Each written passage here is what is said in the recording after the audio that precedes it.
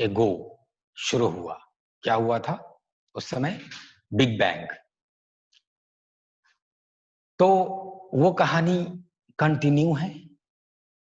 आज के डेट में भी बहुत सारे नए नए एटम्स क्रिएट हो रहे हैं यूनिवर्स में, ठीक? मैटर एनर्जी में और एनर्जी मैटर में ट्रांसफॉर्म हो रहे हैं। जब बिग बैंग हुआ तो सबके सब एनर्जी थे, बाद में मास बना, ठीक है? तो मास में क्या बना? पार्टिकल्स बना। फिर कुछ पार्टिकल्स कुछ एक दूसरे के करीब आए तो क्या बना? एटम्स बना, ठीक है? न्यूक्लियस बना और धीरे धीरे छोटे से बड़े एलिमेंट्स बनते गए। इसको न्यूक्लियो सिंथेसिस बोलते हैं। तो अब जब मैटर बना तो ये जो एटम्स हैं, ठीक है, वो फ्री स्टेट में होंगे तो उसको मॉलिक्यूल कहेंगे। तो कभी कभी फ्री स्टेट में एक साथ दो दो तीन तीन चार चार एटम मिलके रहते हैं तो उसको मॉलिक्यूल कहते हैं। फॉर एग्जांपल अगर बात करें CH4 की, तो ये मॉलिक्यूल है मीथेन का, ठीक है? इसके अंदर 5 एटम्स हैं।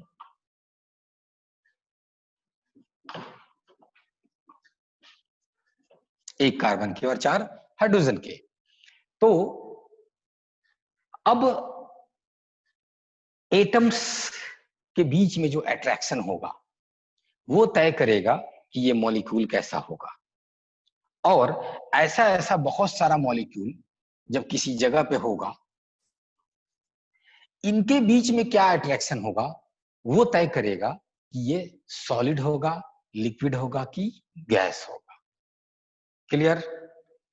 तो इंटर एटॉमिक फोर्सेस, ठीक है, क्या देते हैं? Structure of molecule. और इंटर मॉलिक्यूलर फोर्सेस क्या तय करते हैं? स्टेट्स ऑफ द मैटर, ठीक? तो उसमें हम लोगों ने सॉलिड डिटेल में देखा। फिर एक बहुत इंपॉर्टेंट प्रॉपर्टी है इलास्टिसिटी सॉलिड्स की, हम लोगों ने उसकी बात की। अब हम लोग बात करने जा रहे हैं फ्लूइड मैकेनिक्स की। तो अब फ्लूइड मैकेनिक्स में सबसे पहले तो फ्लूइड किस जानवर का नाम है, ठीक? तो फ्लूइड जो भी ये आया है फ्लो से, जो फ्लो कर सकता है उसको फ्लूइड कहते हैं। तो जो 4 स्टेट्स ऑफ मैटर है, 4 स्टेट्स ऑफ मैटर है, उसमें से कौन कौन फ्लो हो सकता है? हम लोग 4 स्टेट ऑफ मैटर की बात किए थे। आप लोग बचपन से सुनते आए हैं, कोई बड़ी बात नहीं है। बचपन से 3 सुनते आए हैं, चौथा अब सुनते हैं आप लोग, क्या? प्लाज्मा। तो प्लाज्मा के बारे में हम चर्चा कर चुके हैं। एनीवेज, एक लाइन में ये बोलेंगे कि बहुत हाई टेम्परेचर और बहुत हाई प्रेशर पे जब सारे के सारे एटम्स आयनाइज स्टेट में हो, लेकिन वो दूर भी नहीं जा सके, इतना हाई प्रेशर है, ठीक है, और सट भी नहीं सके क्योंकि इन पे चार्ज है, तो जब न हटने दे न सटने दे, ठीक है, हो एकदम पास पास, तो बहुत हाई डेंस मटेरियल होगा वो, लेकिन वो फ्लो करेगा गैस की तरह, ठीक? तो प्लाज्मा उस स्टेट को कहते हैं। प्लाज्मा बोलते ही आपके दिमाग में सन का कोर आ जाना चाहिए। सन के अंदर वाला जो तस्वीर है आपके दिमागों में वो उभरना चाहिए। तो ये तीनों फ्लो कर सकता है, ठीक? इन जनरल चूंकि प्लाज्मा तो अब हमारे घर है या हमारे आपके घर है या किसी के ससुराल में तो मिलता नहीं है, इसलिए बार बार सीधे हम लोग लिक्विड और गैस को फ्लूइड्स में बोल लेते हैं और आगे बढ़ जाते हैं, ताकि बच्चा सब ज्यादा अपना बाल भी नहीं नोचे। तो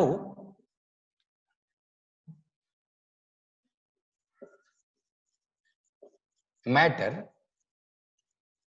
which can flow when external force is applied। Google कर दीजिए। Matters which can flow when external force is applied are called fluids.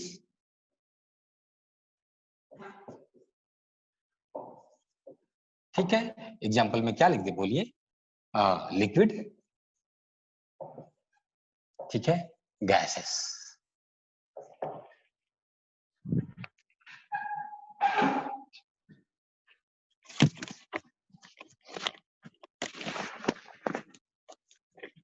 Liquids, gases. अब जब ये फ्लो हो जाता है तो बहुत मशहूर है एक लाइन, उसको भी लिख देते हैं कि it takes the shape of the container, it takes the shape of the container.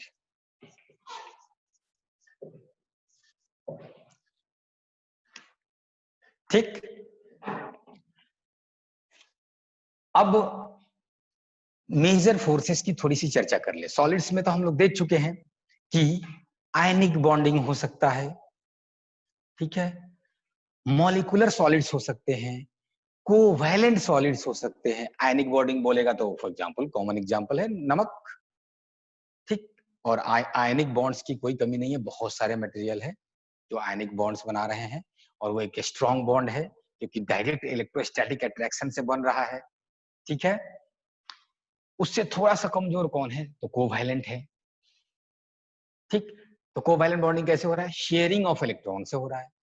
उससे थोड़ा सा कमजोर और कौन होगा, तो मोलिकुलर सॉलिड्स होगा, उसमें डायरेक्ट शेयरिंग भी नहीं हो रहा है और इलेक्ट्रोस्टैटिक अट्रैक्शन भी नहीं हो रहा है, लेकिन लेकिन उसके जो इलेक्ट्रॉन क्लाउड्स है मॉलिक्यूल के, वो इस तरह से सज जा रहे हैं कि अच्छा खासा डाइपोल डाइपोल अट्रैक्शन हो रहा है, ठीक। तो अब मॉलिक्यूलर सॉलिड्स को गर्म करेंगे तो बहुत जल्दी पिघल जाएगा, ये सब कहने की बात नहीं है, आप लोग समझ जाएंगे। एक बार जब मॉलिक्यूल से आपका जान पहचान हो जाए, ठीक है, तो उससे आप बातें करते रहेंगे तो किसी दिन मॉलिक्यूल से आपकी रिश्तेदारी भी हो जाएगी, और जब रिश्तेदारी हो जाएगी तो बहुत कुछ उसके बारे में आप बता पाएंगे कि मेल्टिंग पॉइंट, बॉइलिंग पॉइंट क्या चल रहा है, नहीं चल रहा है, सब बताएंगे आप। एनीवेज, सारे डायमंड फेमस एग्जांपल, ठीक है। मॉलिक्यूलर सॉलिड्स में ड्राई आइस, आइस, ये सब, polythene, these are molecular solids. Metallic solids important था, बहुत इंपॉर्टेंट है, क्योंकि आज के दौर में बिना बिजली के आप अपने, बिना इलेक्ट्रिसिटी के आप अपना जीवन इमेजिन नहीं कर सकते हैं, ठीक है।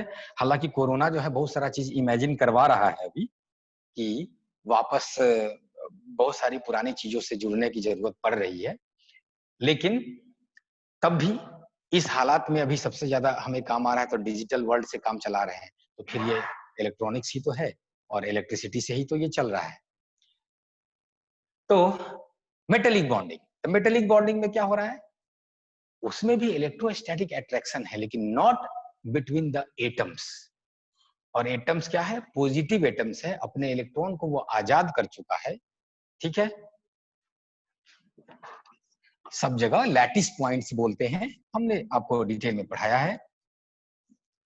तो लैटिस पॉइंट्स पे पॉजिटिव एटम्स बैठे हुए हैं, सबने अपने इलेक्ट्रॉन को आजाद कर दिया है कि घूमो।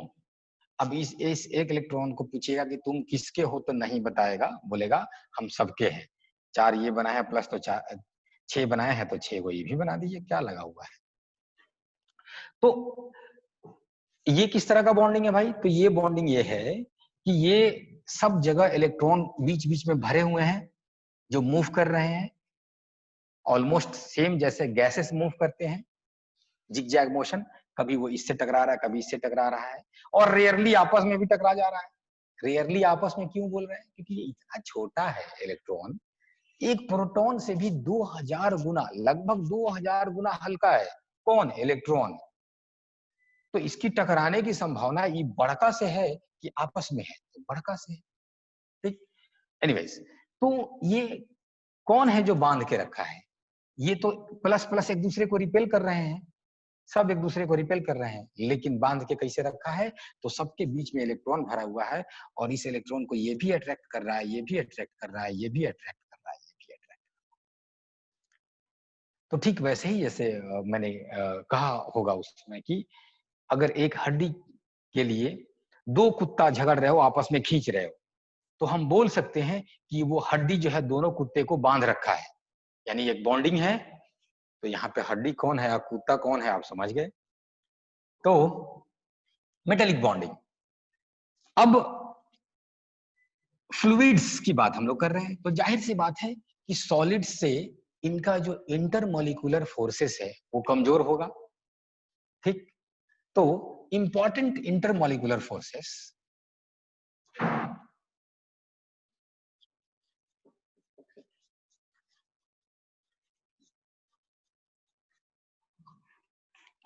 इंपॉर्टेंट इंटरमोलिकुलर फोर्सेस, दो तीन को नाम याद रखिएगा, ठीक रहता है। वैसे आप जानते हैं ज्यादातर इंपॉर्टेंट फोर्सेस आर, ठीक है। सबसे पहले दे देते हैं, बड़ा मशहूर है हाइड्रोजन बॉन्डिंग, एच बॉन्डिंग पूरा ही लिख दीजिए, हाइड्रोजन बॉन्डिंग।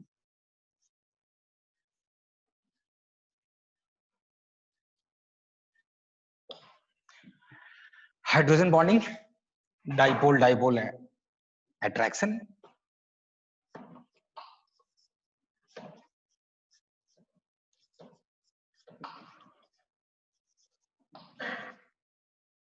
ठीक है। और लंदन डिस्पर्सिव या dispersion forces, London dispersive forces, ठीक है। एटसेट्रा एटसेट्रा भी थोड़ा कर सकते हैं, लेकिन मेजर ये यही दो तीन कैटेगरीज हैं, इसलिए एटसेट्रा ज्यादा लिख के कंफ्यूजन की जरूरत नहीं है। एनीवेज, आते हैं हम लोग, थोड़ा थोड़ा चर्चा कर लेते हैं सबका कि हाइड्रोजन बॉन्डिंग क्या हुआ। तो अगर हाइड्रोजन किसी ज्यादा इलेक्ट्रोनेगेटिव एटम से जुड़ा हुआ है, तो उसका जो माइनस आई इफेक्ट होगा, minus inductive effect, sharing electrons को वो अपनी तरफ ज्यादा खींच रखा होगा। तो हाइड्रोजन पे, मतलब वाटर मॉलिक्यूल को इमेजिन कर लीजिए, हाइड्रोजन बॉन्ड क्लियर हो जाएगा। ऐसा नहीं कि हाइड्रोजन बॉन्ड और जगह नहीं हो सकता है, अमोनिया में भी है, थोड़ा कमजोर है, इसलिए अमोनिया जल्दी वेपराइज होने लगता है, पानी थोड़ा सा उससे धीरे धीरे वेपराइज होता है। एनीवेज, हम बात कर रहे थे हाइड्रोजन बॉन्डिंग। तो हाइड्रोजन अगर किसी ज्यादा इलेक्ट्रोनेगेटिव से अटैच्ड है, तो हाइड्रोजन पे पार्शियल पॉजिटिव चार्ज डेवलप होगा, और जो इलेक्ट्रोनेगेटिव एटम है उस पे पार्शियल नेगेटिव चार्ज क्या कहते हैं, एपियर होगा। तो ये एक तरह का क्या डाइपोल ही नहीं हुआ, तो हो गया, ठीक है, डाइपोल कहिए, या ये कहिए कि ये जो हाइड्रोजन पे पॉजिटिव चार्ज आएगा, तो ये दूसरे मॉलिक्यूल के ऑक्सीजन को, वाटर की बात कर रहे हैं, जिस पर पार्शियल नेगेटिव चार्ज था, उसको अट्रैक्ट करेगा ना। तो अल्टीमेटली दो मॉलिक्यूल्स के बीच में अट्रैक्शन होगा ना, तो that kind of attraction is called hydrogen bonding, ठीक। डाइपोल डाइपोल अट्रैक्शन, एग्जाम्पल के तौर पे ले लीजिए हाइड्रोजन क्लोराइड HCl, ठीक। तो लीनियर मॉलिक्यूल है HCl, फिर वही बात हो गया, Cl इज हाईली इलेक्ट्रोनेगेटिव, और हाइड्रोजन के मुकाबले तो जो शेयरिंग इलेक्ट्रॉन्स है ये टिल्टेड होंगे, किसकी तरफ झुके होंगे, क्लोरीन की तरफ। तो क्या फिर इसमें भी एक तरफ पॉजिटिव एक तरफ निगेटिव आ रहा है, तो क्या ये डाइपोल की वाला मामला नहीं बन गया। डाइपोल, थोड़ा सा डाई मतलब होता है दो, पोल का मतलब पोल, चार्जेस के दो अपोजिट पोल को जोड़ने वाली जो कड़ी है, इसको बोलते हैं डाइपोल। तो ये डाइपोल हो गया। तो फिर इसका जो हाइड्रोजन अगले क्लोरीन को अट्रैक्ट करेगा, इसका क्लोरीन अगले हाइड्रोजन को अट्रैक्ट करेगा, तो इसको कह देंगे dipole dipole attraction. London forces क्या है, गौर से सुनिएगा, लंदन फोर्सेस क्या है, ठीक है। लंदन फोर्सेस है कि आप कोई छोटा सा कंटेनर में भी अगर गैस लेते हैं, लंदन फोर्स में बोलते हैं आपके दिमाग में गैस आना चाहिए, तो गैस का छोटा सा कंटेनर ले लेते हैं। देखिए, आप कभी ये मत बोल दीजिएगा कि क्या गैसेस में कभी हाइड्रोजन बॉन्डिंग और डाइपोल डबल अट्रैक्शन नहीं होगा, होगा होगा। मेजॉरिटी क्या होगा उसकी बात कर रहे हैं कि लंदन फोर्सेस मेजॉरिटी गैसेस में ये डोमिनेंट होंगे ये। तो आते हैं लंदन, तो आप किसी भी कंटेनर में एक थोड़ा सा गैस लेंगे, तो उसमें कितने मॉलिक्यूल होंगे? बिलियंस, ट्रिलियंस, पता नहीं, उससे भी कितना गुना ज्यादा। कितना छोटे होते हैं मॉलिक्यूल्स, इसका अंदाजा लगाने के लिए आप ऐसे कह सकते हैं कि खिड़की खोल दीजिए, बाहर से धूप को आने दीजिए, ठीक है, और आप घर के किसी चीज जिस पे धूल पड़ा हुआ उसको झाड़ दीजिए, ठीक है। कुछ लोग अपना बेडशीट भी बड़ा 6-6 महीना पे धोते हैं, गंदा रहते हैं, तो उनका बेडशीट मत झाड़िएगा, पूरा अंधेरा कर देगा धूल से। तो ऐसा चीज झाड़िए जिसमें थोड़ा सा धूल है, तो उस धूप में देखिए जो खिड़की से आ रहा है, तो उसमें एक जो कण दिखाई दे रहा है ना, उस एक कण में लगभग 17-18 करोड़ एटम्स होंगे। कितने? 17-18 करोड़ एटम्स। तो बस अब समझ गए, ठंडा गए कि कितने होते हैं।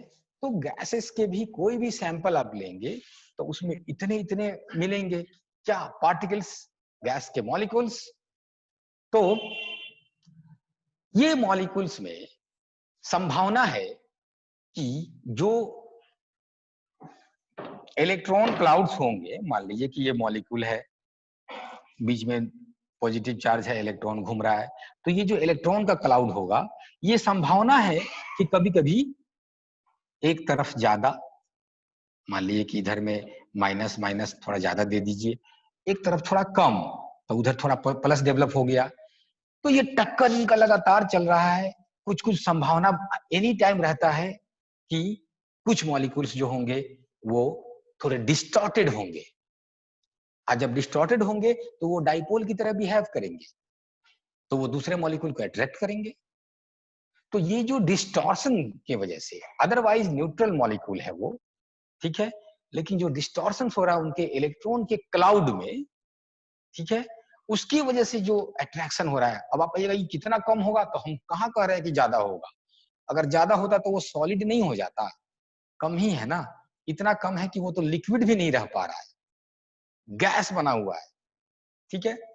तो ऐसे फोर्सेस को कहते हैं London dispersive forces. Dispersive word इसलिए यूज करते हैं क्योंकि ये इस तरह से इनका कुछ रीअरेंजमेंट इधर उधर हो रहा है, डिस्पर्सन हो रहा है, तब जाके जो अट्रैक्शन वाले फोर्सेस हो रहे हैं, that is called London dispersive forces. तो the important intermolecular forces are hydrogen bonding, dipole dipole attraction and London dispersive forces. जल्दी से नोट कीजिए इसको।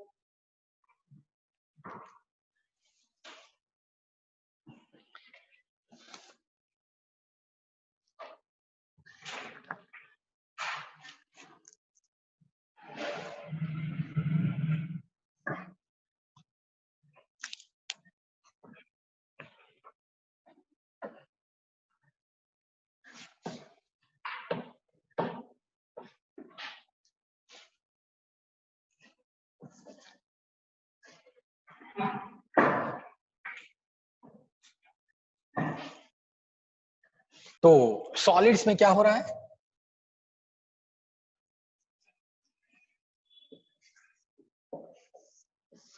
इसमें स्ट्रॉन्ग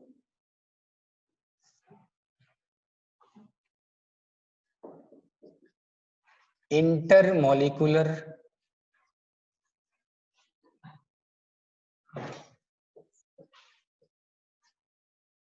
फोर्स है। ये जो मेहनत हम कर रहे हैं आप लोगों पे, आप मैटर को जब समझने लगेंगे तो बहुत चीजें समझना आसान हो जाता है, ठीक है। इसलिए गहराई से इन चीजों पे गौर कीजिएगा।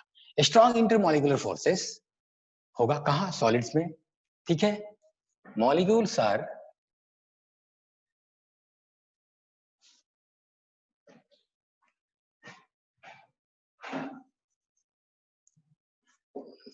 इमूवेबल, वो मूव नहीं कर रहे हैं, ठीक है। लेकिन अब कहिए कि क्या तो एकदम आराम से बैठे हुए हैं, ना ना ना, आराम से सिर्फ फर्मी लेवल पे ही मॉलिक्यूल्स बैठ सकते हैं। फर्मी लेवल मतलब 0 केल्विन टेम्परेचर, और वो प्रैक्टिकली मिल पाया नहीं अभी तक, ठीक है। तो इसका मतलब जो भी आपको मिलेगा वो कुछ ना कुछ टेम्परेचर पे होगा, और जिसके पास में टेम्परेचर होगा उसके पास काइनेटिक एनर्जी होगा, क्योंकि टेम्परेचर और काइनेटिक एनर्जी अगर एक लेवल पे आप देखेंगे तो दोनों एक ही चीज है, ठीक है। तो आते हैं, are immovable, molecules are immovable but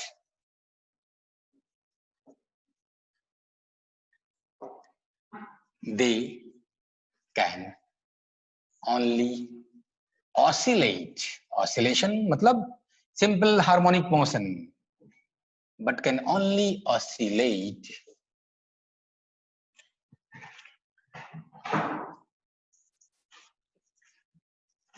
around a mean position। SHM अगर आप डेफिनेटली आप सब लोग पढ़े हुए हैं, तो around a mean position it can oscillate, ठीक। और उस मीन पोजीशन को ही केमिस्ट्री की भाषा में लैटिस पॉइंट बोलते हैं, अराउंड अ मीन पोजीशन, ठीक है।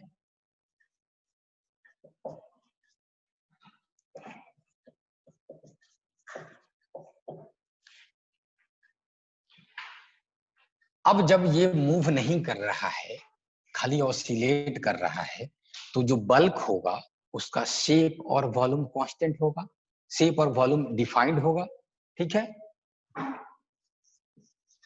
They have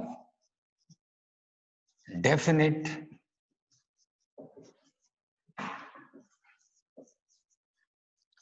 volume and shape,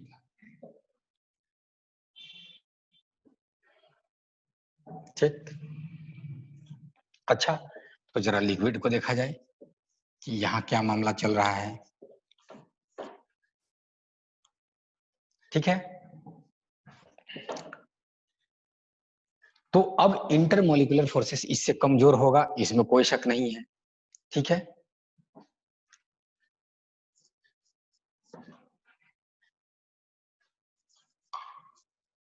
inter molecular forces are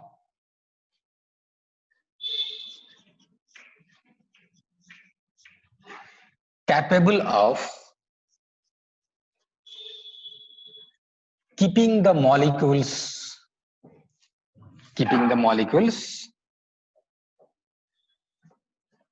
close. Movement zigzag motion होगा, ये लिखने की क्या जरूरत है।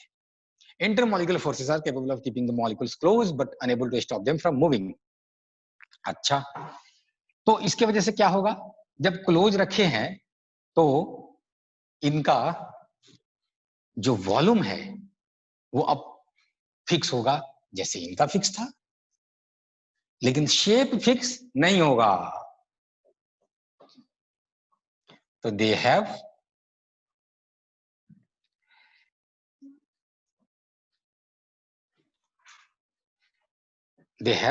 Definite volume but no shape. और आप जानते हैं कि इसको जिस कंटेनर में डालिएगा उसी का शेप ले लेगा, ठीक है, बट नो शेप। जल्दी से छापिए, फिर हम लोग गैसेस की बात करेंगे।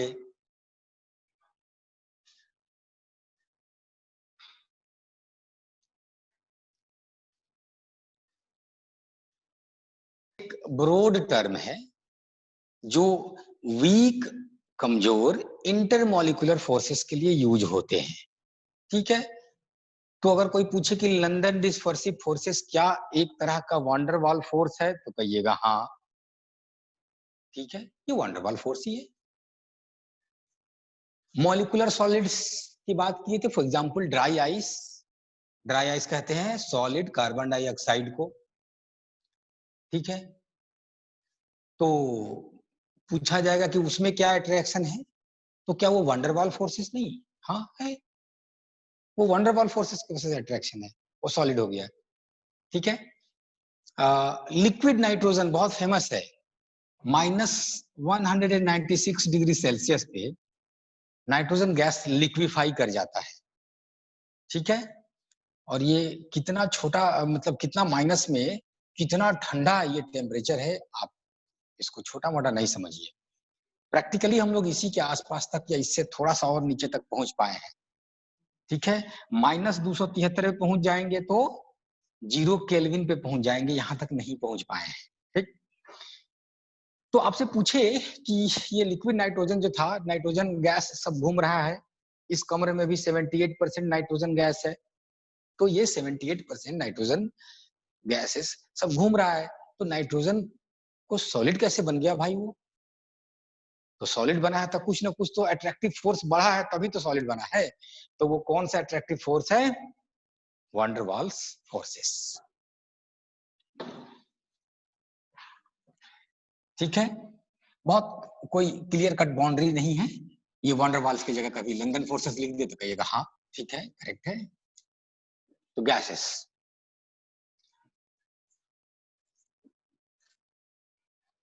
इंटर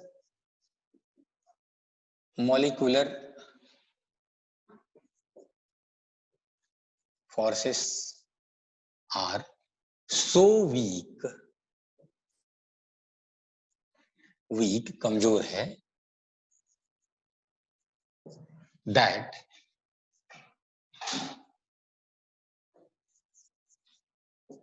the molecules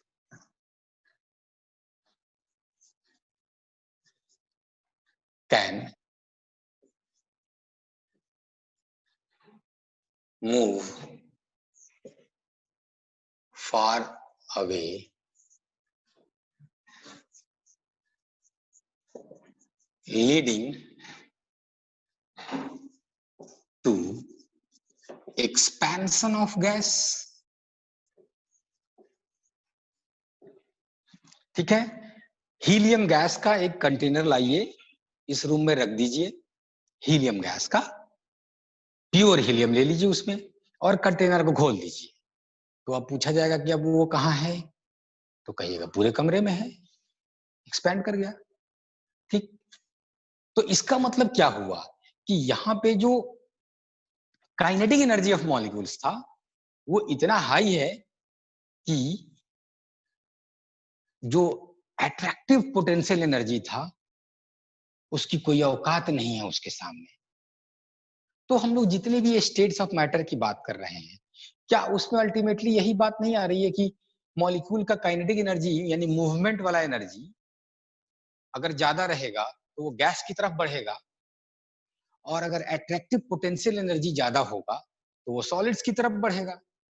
ठीक, तो intermolecular forces are so weak that the molecules can move far away, leading to expansion of gas। ठीक है, द काइनेटिक एनर्जी, ठीक है, the kinetic energy of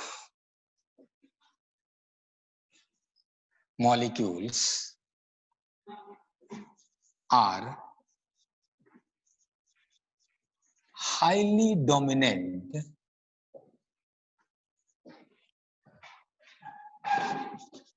over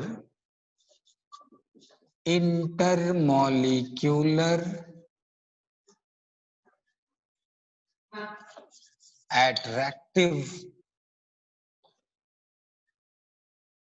ठीक है, पोटेंशियल एनर्जी। जब उधर एनर्जी की बात करें तो यहां भी एनर्जी लिख दीजिए। ठीक है,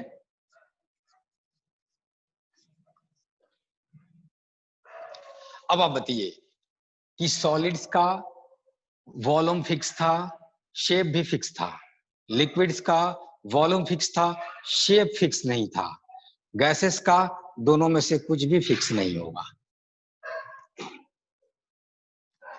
देयरफॉर, कारण तो सब यही है, इसलिए हम सब जगह देयरफॉर लगा देते हैं, क्या करना है।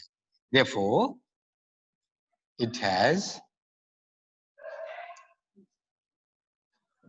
No definite shape and shape और वॉल्यूम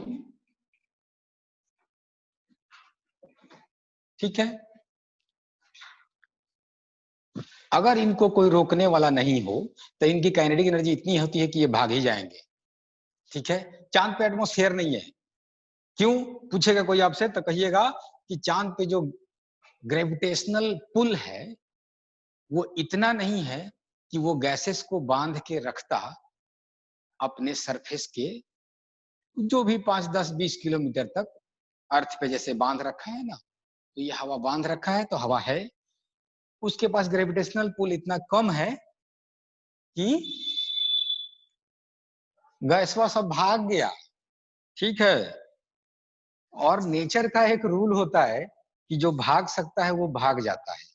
ठीक है, अगर आप ही को कह दिया जाए कि आपका लाइफ बहुत अच्छा हो जाएगा, जो भी आपकी इच्छाएं है वो पूरी हो जाएगी, पढ़ाई लिखाई करने की जरूरत नहीं है, तो आप बिना देर किए भाग जाइएगा। ठीक है, क्योंकि हम लोग भी मॉलिक्यूल्स के बने हुए हैं ना, तो मॉलिक्यूल्स जैसा बिहेव करता है तो मॉलिक्यूल से बना हुआ इंसान भी वैसे ही बिहेव करता है। ठीक है, तो ये गैसेस जो है ये भागने में स्मार्ट होते हैं, जब जब मौका मिलता है भाग जाते हैं। तो इनको रोक के रखने के लिए प्रेशर चाहिए, तभी ये रुकेंगे। इसलिए आपको केमिस्ट्री में कहा जाएगा कि at STP 1 mole of gas is इतना इतना इतना। ठीक, उसका एक वॉल्यूम आपको डिफाइन किया जाएगा, लेकिन वो एट एसटीपी बोला जा रहा है, एसटीपी हटा दीजिए गैस भाग गया। ठीक है, it has no definite shape और वॉल्यूम। क्लियर, तो जल्दी से इसको नोट कीजिए। कुछ अब छोटे छोटे टर्म्स हम लोग देखेंगे और नेक्स्ट क्लास से हम लोग इसके लॉ देखेंगे, पास्कल्स लॉ, आर्किमिडीज प्रिंसिपल। ठीक है, उसके पहले कुछ टर्म्स वगैरह देख लेते हैं आज कम से कम।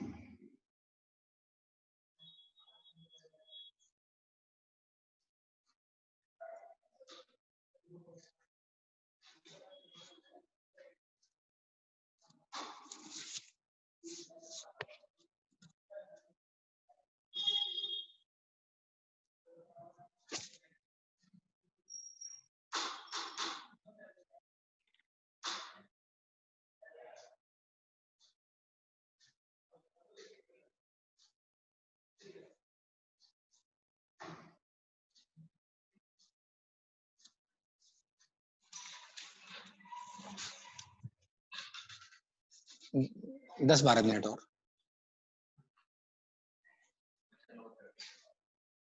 अच्छा अच्छा, बस एक दो टर्म्स बता देते हैं।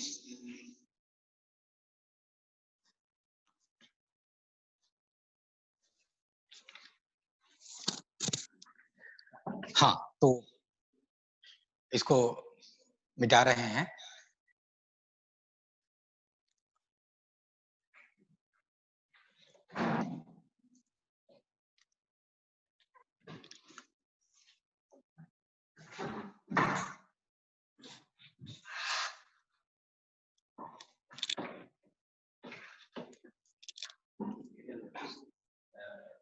फ्लूइड मैकेनिक्स, हाँ शुरू हो गया।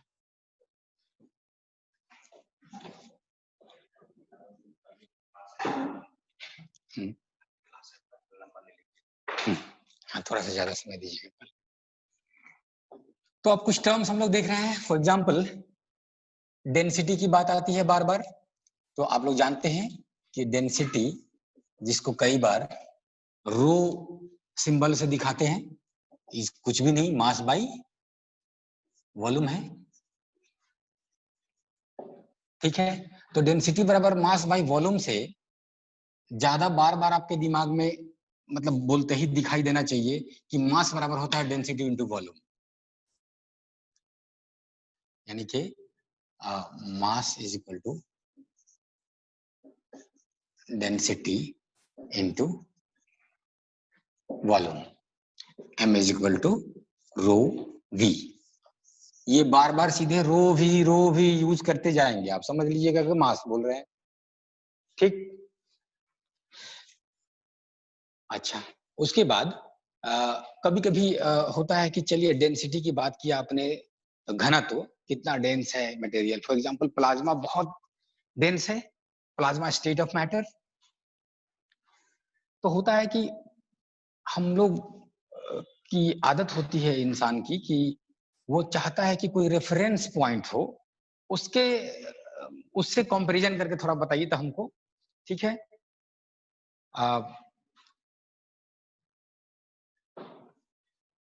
बचपन में मुझे याद है कि कुछ दादी लोग जो है वो 40 रुपया को 40 रुपया नहीं बोलती थी, बोलती थी 2 20, 60 रुपया को 3 20, 80 रुपया को 4 20। बेसिकली 20 उनका रेफरेंस पॉइंट था, ताकि उनको समझ में आ जाए वो 80 रुपया मतलब 4 को 20, इतना बड़ा है वो, ठीक है। 40 रुपया मतलब 2 को 20। तो ये रेफरेंस दे के बातें करने का तरीका रहा है, साइंस में भी रहता है। तो पानी चूंकि सब जगह मौजूद है, और आप बाहर तो मौजूद है, ये है आपके शरीर में भी मौजूद है, जल ही जीवन है। तो जगह जगह पानी के डेंसिटी से चीजों को कंपेयर कर देते हैं। अब बोलते हैं कि अब बताइए, आप पेट्रोल पंप पे जाएंगे और उनके बोर्ड पे देखेंगे तो पेट्रोल का स्पेसिफिक ग्रेविटी लिखा रहता है, स्पेसिफिक ग्रेविटी। तो ये स्पेसिफिक ग्रेविटी क्या है, पता चला कि पानी के कंपैरिजन में पेट्रोल की का कितना डेंसिटी है, उसी को स्पेसिफिक ग्रेविटी कहते हैं, ठीक है, या रिलेटिव डेंसिटी कहते हैं। तो रिलेटिव डेंसिटी कभी कभी टर्म आएगा जीवन में आपके, तो घबराना नहीं है। रिलेटिव डेंसिटी, ठीक, इसी का दूसरा नाम है स्पेसिफिक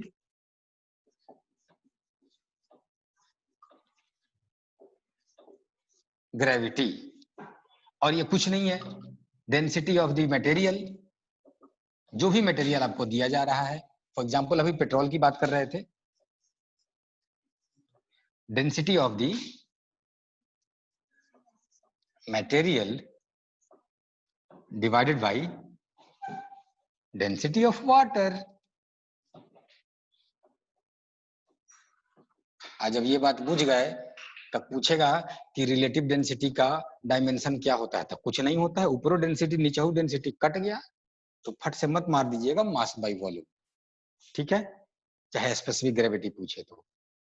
वहां पेट्रोल पंप पे भी देखेंगे तो वो सीधे लिखा रहेगा 0.85, specific gravity is equal to 0.85, 0.9, आगे कुछ नहीं लिखा रहेगा, क्योंकि इनका ना कोई यूनिट है और ना ही कोई डायमेंशन है, ठीक। तो थोड़ा सा दिमाग खोल के सब जगह रखा कीजिए, चीजों को पढ़िए, क्या है, क्वेश्चनिंग माइंड जो है ना, वही आपको ऊंचाइयों तक ले जाता है, ठीक। कभी कभी आपको कुछ लोग डिस्करेज करेंगे कि ये पगला बहुत सवाल पूछता है, ठीक है, कुछ कुछ टीचर लोग भी भागने लगते हैं ऐसे बच्चों से, ठीक है। लेकिन आप ना घबराए, खुद से कोशिश करें तलाशने की, नहीं तो फिर जो आपको मिले संभव हो जहां तक उनसे पूछिए, लेकिन क्वेश्चनिंग माइंड्स को कभी छोड़िए मत। रिलेटिव डेंसिटी स्पेसिफिक ग्रेविटी, ठीक। अच्छा, अभी हमने कहा कि मान लिया कि पेट्रोल का 0.85 है, तो इसका मतलब क्या हुआ कि वो पानी से हल्का है कि भारी है, ठीक है। तो अगर 1 होता तो मतलब उसका डेंसिटी वाटर के बराबर होता, 1 से कम है मतलब उसका डेंसिटी कम है, ऊपर में है ना, ठीक है। तो मतलब पेट्रोल पानी से हल्का होता है, ठीक, डीजल भी पानी से हल्का होता है। तो जो पानी से हल्का होगा उसका स्पेसिफिक ग्रेविटी 1 से कम आएगा, जिसकी जो पानी के बराबर भारी होता है उसका स्पेसिफिक ग्रेविटी 1 आएगा, और जो पानी से भारी होगा उसका मोर देन 1 आएगा। ये बात हम लिखवा नहीं रहे हैं, आप अपने दिमाग में लिख लीजिएगा, मन होगा तो कहीं पे नोट कर लीजिएगा, ठीक है। तो आज हम लोग यहाँ पे रुकेंगे, और नेक्स्ट लेक्चर में कंटिन्यू करेंगे, प्रेशर के बारे में डिटेल पढ़ेंगे। ये फ्लूइड्स, अब हम लोग लिक्विड्स की बात करने जा रहे हैं, तो लिक्विड में प्रेशर बहुत इंपॉर्टेंट चीज होगा, प्रेशर की चर्चा करेंगे, और उसी प्रेशर से फिर हम लोग पास्कल साहब की बात करेंगे, आर्किमिडीज साहब की बात करेंगे। Okay, thank you.